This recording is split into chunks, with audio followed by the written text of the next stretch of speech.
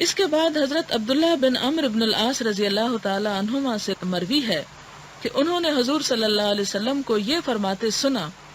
جب تم اذان سنو تو وہی کلمات کہو جو مؤذن کہتا ہے، پھر میرے اوپر درود پڑھو، بے شک جو شخص مجھ پر 1 مرتبہ درود پڑھتا ہے اللہ تعالیٰ اس پر 10 رحمتیں بھیجتا ہے، پھر میرے لیے وسیلہ کی دعا کرو، کیونکہ وہ جنت میں ایک ایسا مقام ہے جو اللہ تعالیٰ کے بندوں میں سے صرف ایک بندے کو حاصل ہوگا، اور میں چاہتا ہوں کہ وہ بندہ میں ہوں، اور جو شخص میرے لیے وسیلہ کی دعا کرتا ہے اس کے لیے شفاعت واجب ہو گئی۔ یہ اللہم رب هذه الدعوۃ التامہ والصلاۃ القائمہ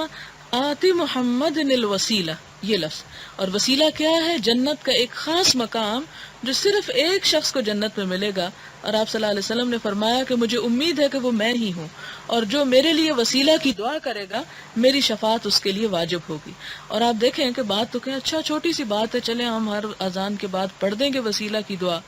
لیکن بات یہ ہے یہ وہی پڑھ سکتا ہے یا اسی کو توفیق ہوتی ہے کہ جو نماز کے لیے انتظار میں ہو اور اذان کے لیے انتظار میں ہو، اور پھر اذان ہو رہی ہو تو اسے سنے بھی، اس کے سننے کا اہتمام بھی کرے اور اس کو جواب دے، اور پھر آخر میں یہ دعا بھی پڑھے، کیونکہ جب تک یہ پورا عمل نہیں ہوتا صرف بیچ میں ایک وسیلہ کی دعا پڑھ کے کام نہیں چلتا، کیونکہ یہ پورا پروسیجر ہے جس کی ابتدا انسان کی اس توجہ سے ہوتی ہے جو انسان نماز کی طرف کرتا ہے۔